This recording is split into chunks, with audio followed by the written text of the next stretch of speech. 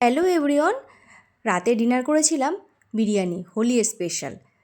তো দেখো ওখানে আমার রাইস করা হয়ে গেছে, এখানে আমি চিকেনটা করছি আর একটু বাকি আছে।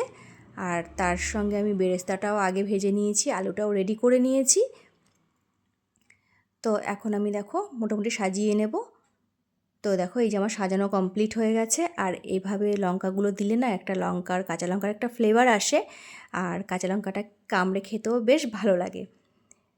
তো এরকম কারা কারা করো অবশ্যই জানিও, আমি এটা করি, বেশ ভালো লাগে আমাদের খেতে। আর এখন আমি দমে বসিয়ে দেবো। এই যে আমি এভাবেই দম দিই। খোলো খোলো।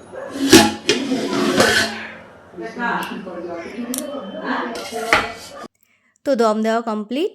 আর গ্যাসে তো খুব একটা ভালো দম হয় না, তবুও ঘরে যেমন হয় সেটাই ভালো। আর এখানে করেছি গ্রিন চাটনি, সঙ্গে আছে স্যালাড।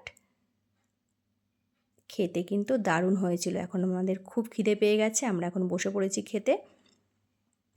বিরিয়ানি ছোট বড় সবারই খুব প্রিয়, আমাদেরও সবার খুব প্রিয়, আমার ছেলেও খুব ভালোবাসে।